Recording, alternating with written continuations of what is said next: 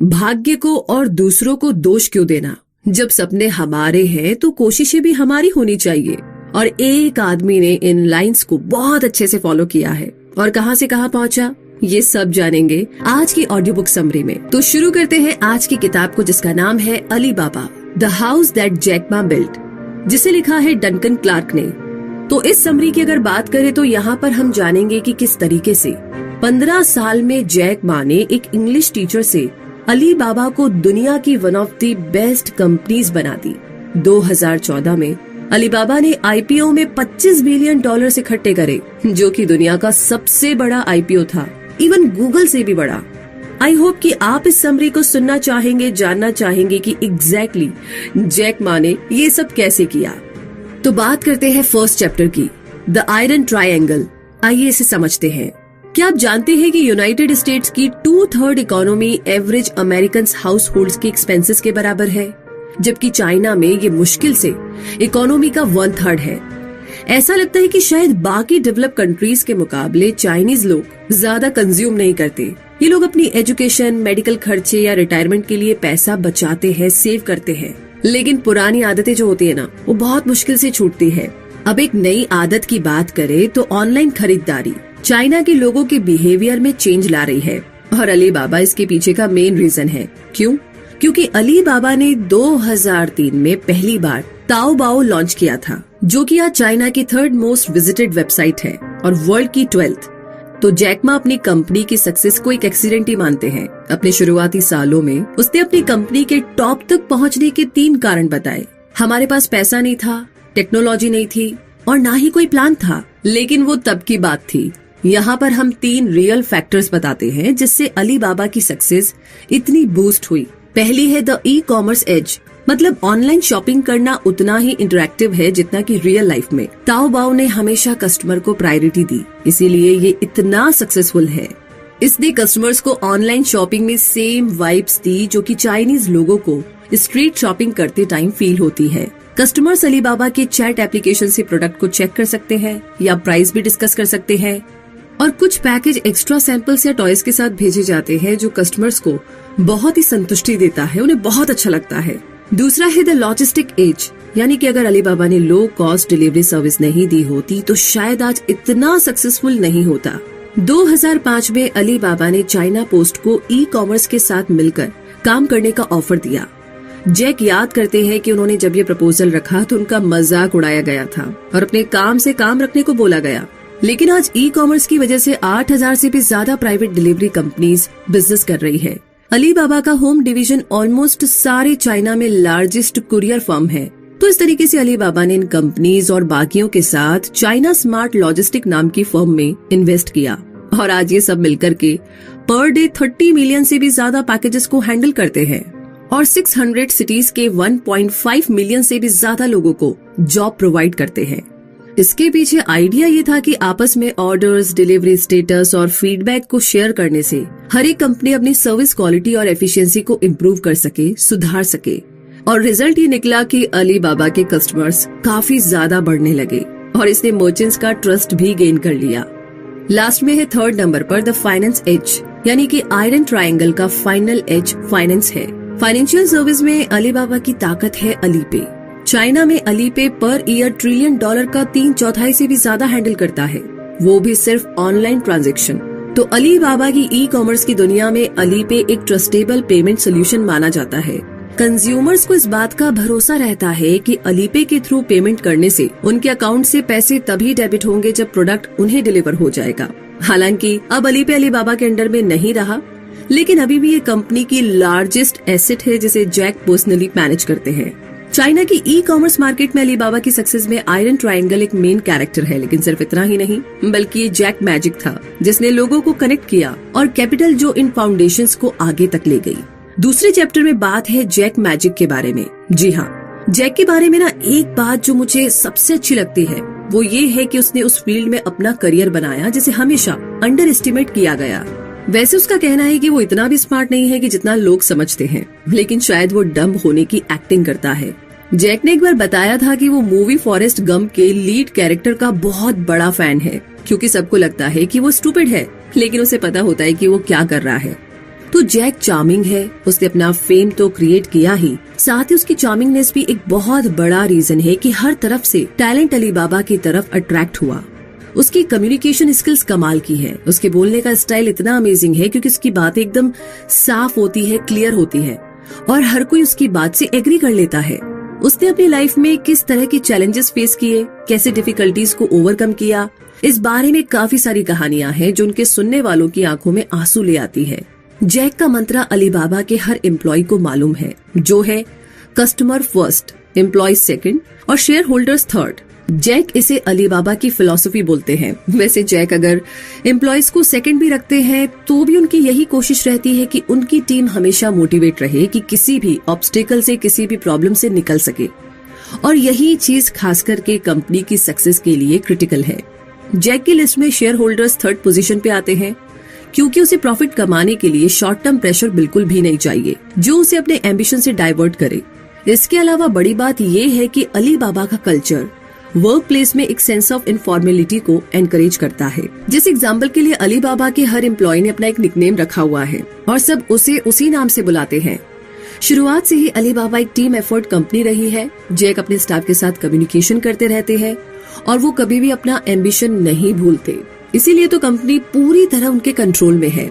लेकिन आज तक कोई भी कंपनी चैलेंजेस और ऑब्स्टिकल से गुजरे बिना इस ऊंचाई तक नहीं पहुंचती है।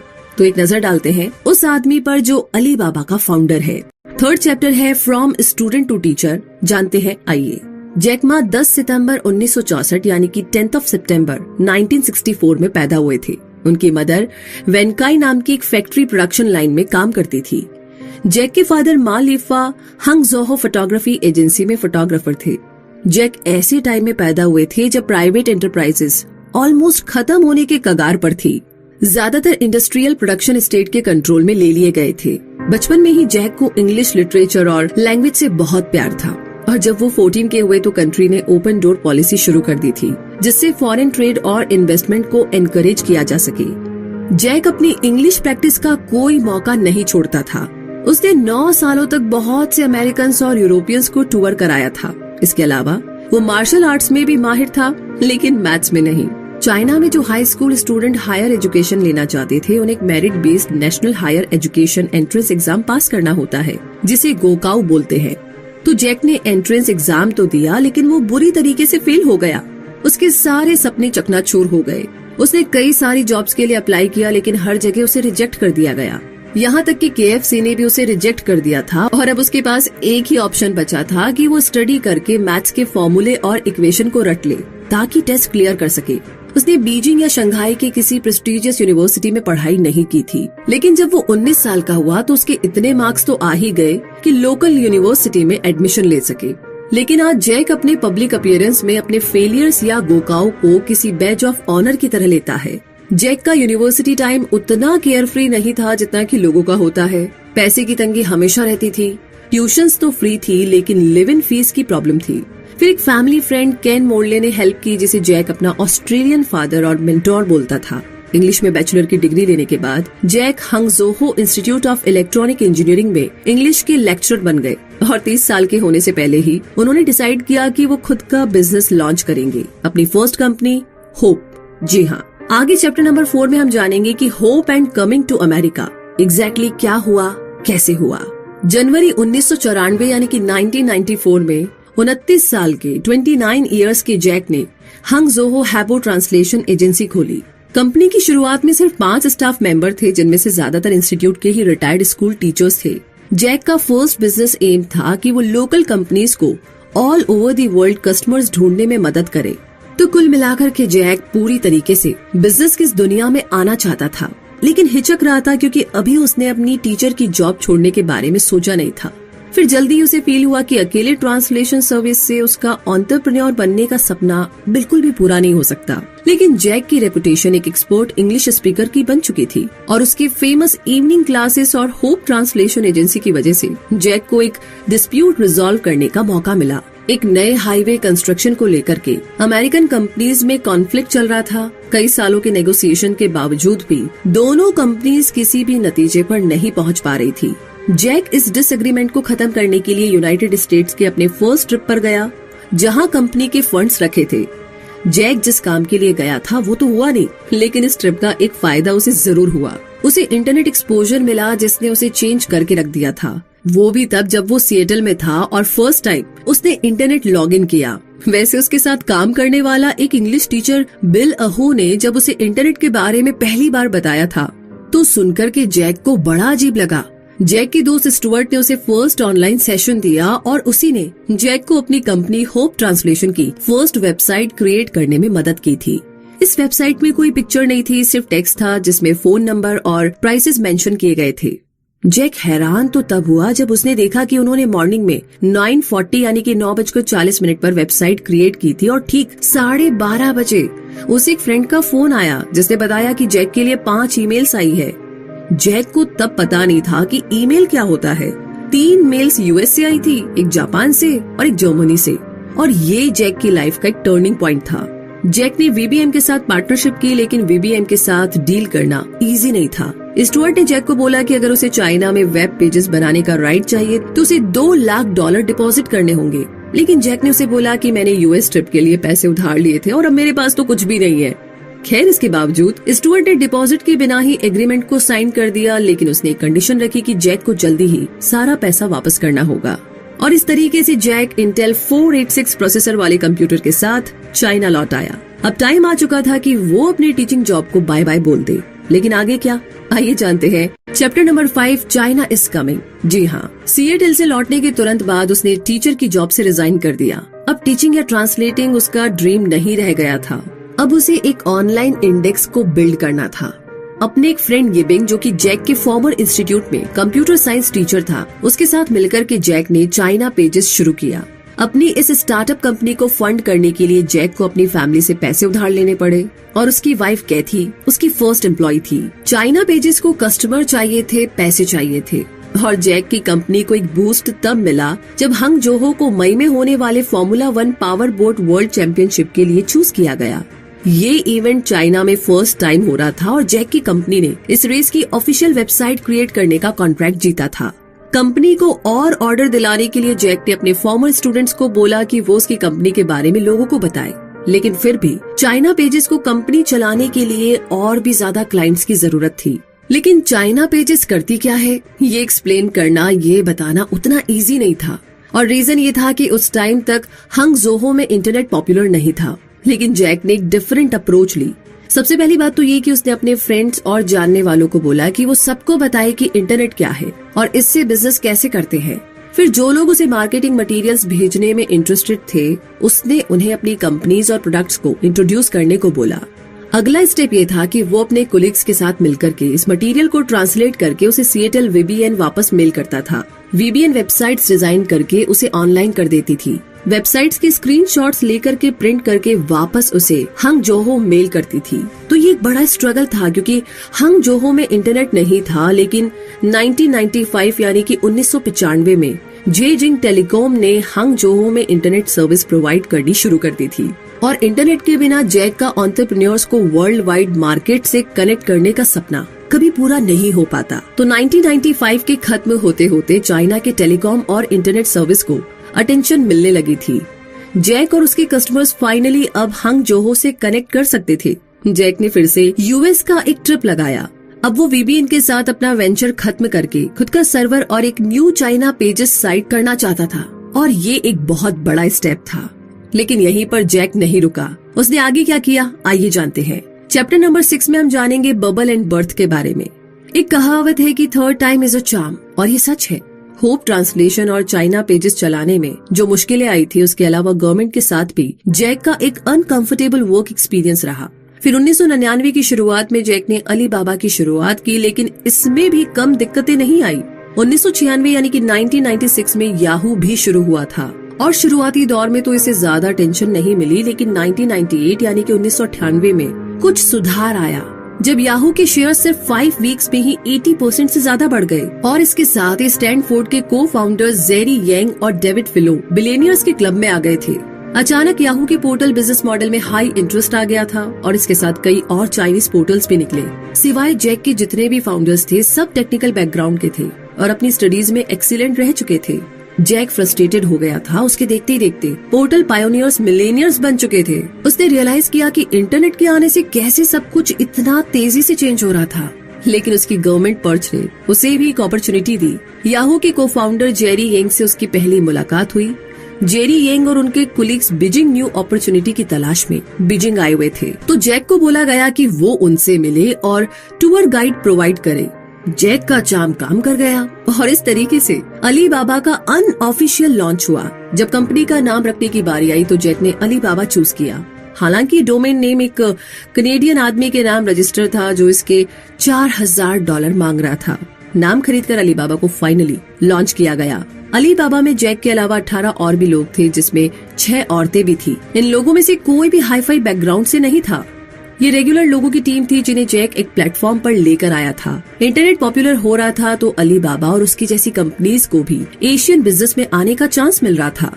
हालांकि अलीबाबा के लिए अभी भी इन्वेस्टर्स को कन्विंस करना मुश्किल काम था, लेकिन मीडिया के साथ कंपनी को अपनी शुरुआती सक्सेस मिलने लगी थी। सेम टाइम में चाइना इंटरनेट बबल भी धीरे धीरे ग्रो कर रहा था। मार्केट में न्यू .com वेंचर्स आ रहे थे और अलीबाबा के लिए अब कंपटीशन और भी टफ होने वाला था। लेकिन अलीबाबा नहीं रुके। जी हाँ, चैप्टर 7 में हम जानेंगे bakers, Goldman and soft bank. जब मैं इंटरव्यू लेने के लिए जैक से मिलने गया तो उसके चार्म और एंथुजियाज्म ने मुझे बहुत ही इम्प्रेस किया। मेरे कुलीग टेड डीन ने जैक के ऊपर एक आर्टिकल लिखा था जिसमें जैक ने कहा था कि if you plan you lose, if you don't plan you win. Foreign professional अब जैक के चारों तरफ घूम रहे थे।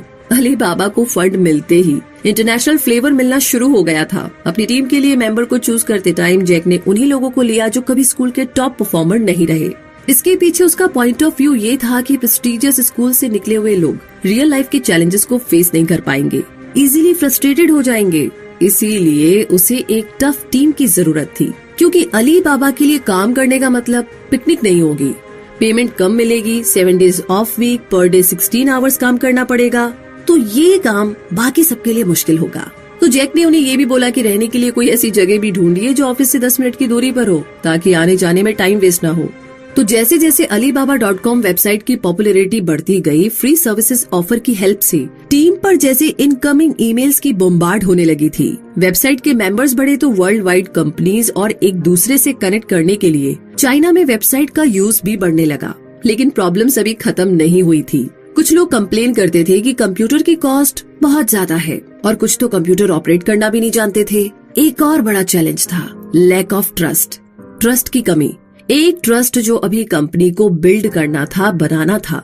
बहुत से सप्लायर्स ये सोच करके परेशान थे कि जिन कस्टमर्स से वो कभी मिले नहीं हैं, वो उनकी पेमेंट नहीं देंगे, और कस्टमर्स ये सोच करके परेशान थे कि पता नहीं प्रोडक्ट की क्वालिटी कैसी होगी। तो जैक इतनी सारी प्रॉब्लम्स का इमीडिएट सोल्यूशन नहीं निकाल सकता था। वो बस ये इंश्योर करना चाहता था कि अलीबाबा लीगल रिस्पॉन्सिबिलिटी नहीं लेता। ये बस एक प्लेटफॉर्म है जहां कंपनीज और बिजनेस पीपल एक दूसरे से कनेक्ट कर सके, जुड़ सके। अलीबाबा के करियर में दूसरा माइलस्टोन तब आया जब एक Japanese investment firm soft bank ने अलीबाबा में $20 मिलियन इन्वेस्ट करने का डिसीजन लिया। जी हाँ, ऐसा लग रहा था जैसे सॉफ्ट बैंक का फाउंडर मासायोशी सोन और जैक एक दूसरे के सोलमेट हो। दोनों फाउंडर सीईओ ने मिलकर के अमेजिंग बिजनेस किया। उन्होंने कई सारे नए लोगों को रिक्रूट किया। 188 यानी कि 188 कंट्रीज में 1.5 लाख से भी ज्यादा लोगों ने अलीबाबा को साइन अप किया। कुल मिलाकर के अब बिजनेस में थोड़ी स्टेबिलिटी नजर आ रही थी और ये काफी अच्छी खबर थी। तो इसी अच्छी खबर के साथ आगे बढ़ते हैं chapter number 8। Burst and back to China के स्प्रिंग तक अलीबाबा इतना पॉपुलर हो चुका था कि पर डे 1000 से भी ज्यादा लोग अलीबाबा 2000 को साइन अप कर रहे थे। पूरे चाइना के सप्लायर्स को वर्ल्ड वाइड बायर्स से कनेक्ट करना बेशक एक बहुत ही बढ़िया आइडिया था, लेकिन मुश्किल तो तब हुई जब दूसरी कंपनीज भी सेम आइडिया लेकर के मार्केट में उतर रही थी। अब इतने सारे कॉम्पिटिटर्स से निपटने के लिए अलीबाबा ने एक्सपेंड करने का प्लान बनाया। कंपनी ओवरसीज कंज्यूमर्स को भी अट्रैक्ट करना चाहती थी, इसीलिए फॉरेन एम्प्लॉयज को हायर करना शुरू किया और सबसे बढ़कर एडवर्टाइजिंग पर खास ध्यान दिया गया। बस फिर क्या था, कंपनी पूरी तरीके से मार्केट में छा गई थी। ये पहली बार था जब किसी China based tech startup company के एड CNBC और CNN में आ रहे थे, लेकिन तभी स्टॉक मार्केट डाउन हो गया था और ये सिचुएशन इंटरनेट बेस्ड कंपनीज के अगेंस्ट जा रही थी, क्योंकि इससे कॉन्फ्रेंसेस कम होना शुरू हो गया था। इसी बीच कैलिफोर्निया में अलीबाबा के ऑफिस में भी कुछ प्रॉब्लम्स चल रही थी। अलीबाबा ने अपने नए फेयरमॉन्ट ऑफिस में 30 से भी ज्यादा इंजीनियर्स को हायर किया था, लेकिन चाइना में अपने कुलीग्स के साथ काम करना, वो भी 15 आवर्स टाइम डिफरेंस में, ये उनके लिए एक बहुत बड़ा सरदर्द था। और एक प्रॉब्लम ये भी थी कि दोनों ऑफिस में उनके चाइनीज इंजीनियर्स को नॉन चाइनीज कुलीग्स के साथ कम्युनिकेट करने में, बात करने में काफी प्रॉब्लम्स आ रही थी। हंगजोहो में टीम एक प्रोडक्ट के डेवलपमेंट पर जोर देती तो फेयरमॉन्ट ऑफिस में दूसरे प्रोडक्ट पर, जिससे कि टीम वर्क ठीक से नहीं हो पा रहा था और टीम वर्क बहुत जरूरी था। तो ये सब होने के बाद जैक को पर्सनली बीच में आना पड़ा। उसने दोनों टीम्स को बोला कि इस प्रॉब्लम को जल्दी से जल्दी फिक्स किया जाए। टेक्नोलॉजी टीम को 2 जगहों में डिवाइड करने का आइडिया फेल हो गया था। अलीबाबा ने कहा कि अपना कोर फंक्शन वापस हंगजोहो में मूव किया जाए।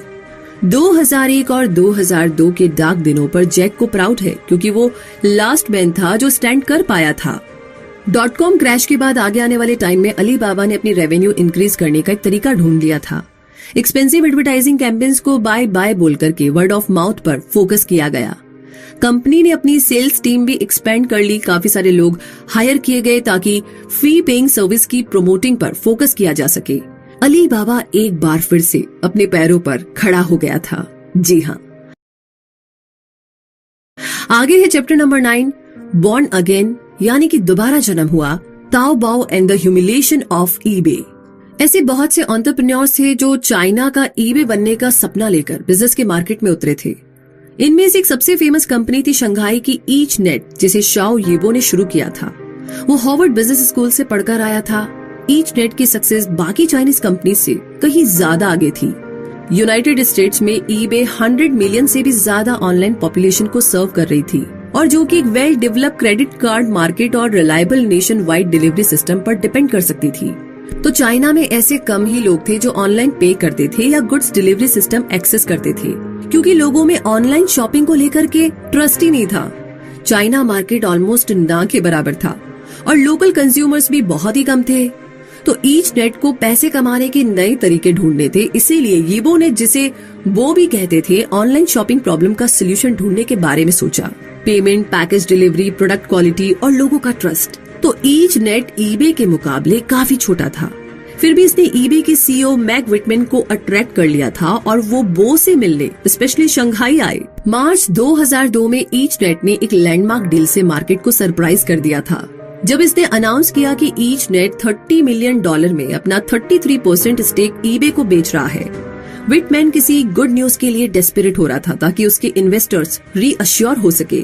तो अब इस अनाउंसमेंट से सिर्फ 1 मंथ पहले ही जापानीज मार्केट में याहू जापान को काफी लॉस हो चुका था और ईबे की स्ट्रेटेजी तो शुरू से ही गड़बड़ रही थी। जापान में याहू जापान ने कोई चार्ज नहीं लिया था, लेकिन ईबे कमीशन चार्ज कर रही थी और उन दिनों जापान में क्रेडिट कार्ड उतने फेमस नहीं हुए थे। फिर भी ईबे में साइन अप करते वक्त कस्टमर्स को कार्ड यूज करने को बोला जाता।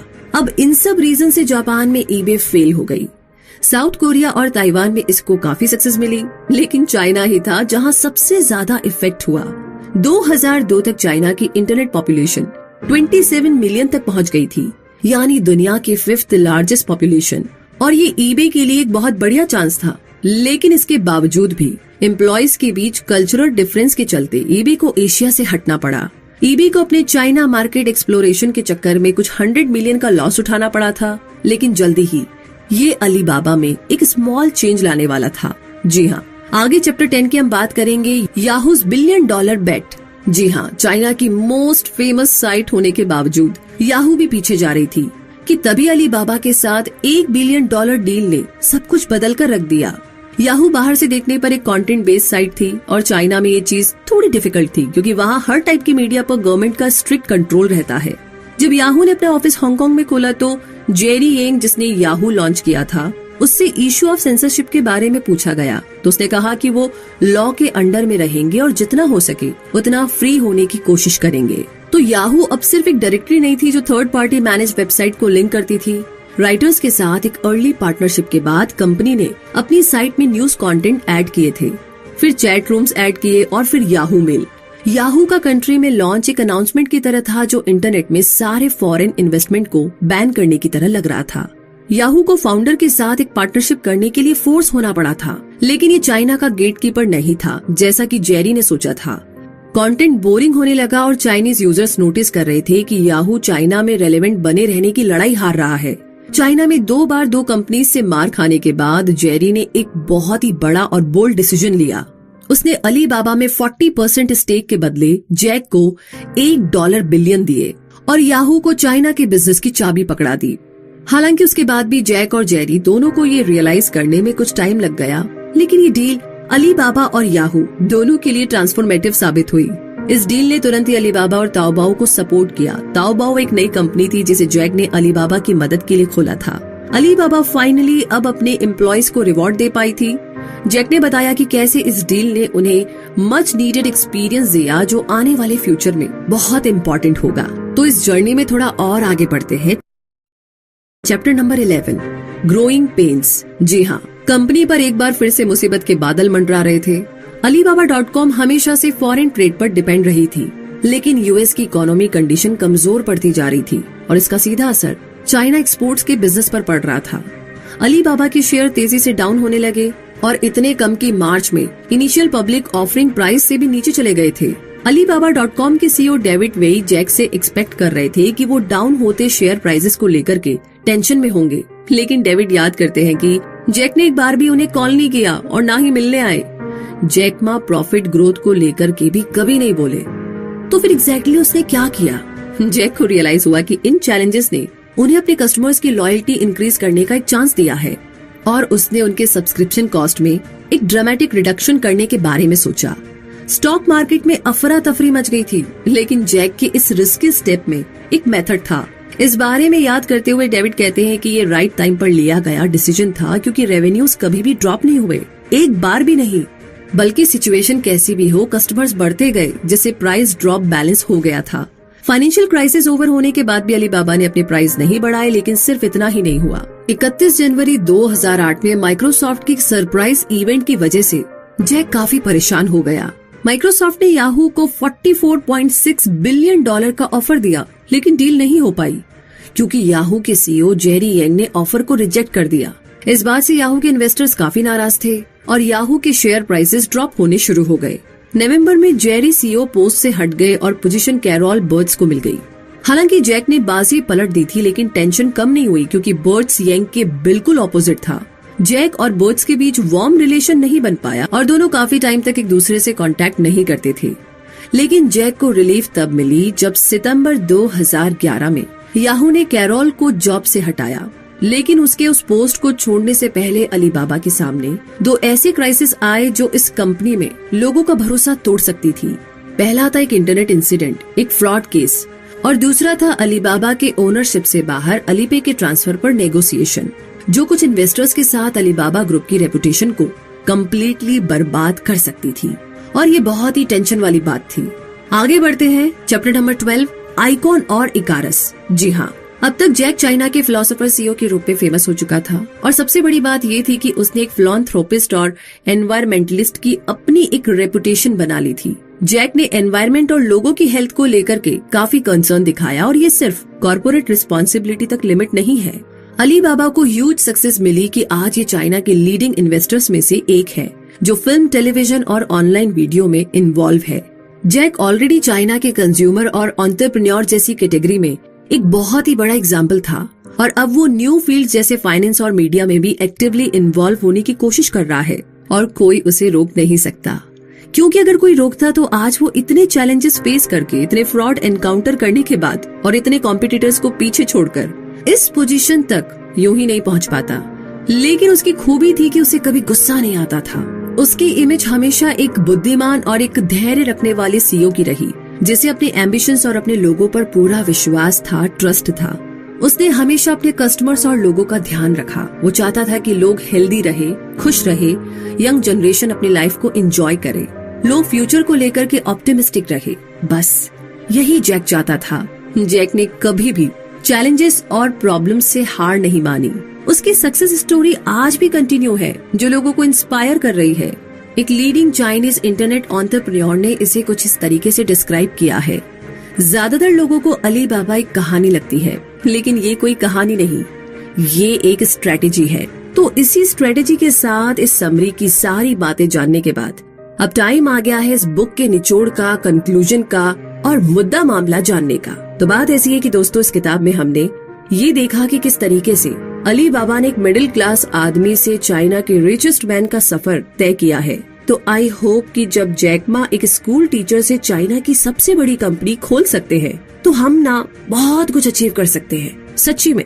तो हम इस समरी को जैक मा के फेमस कोट के साथ खत्म करते हैं, जो वो हमेशा बोलते हैं, आज बुरा है कल उससे भी बुरा होगा, लेकिन अगर आपने कल हार नहीं मानी तो परसों का दिन बहुत खूबसूरत होगा।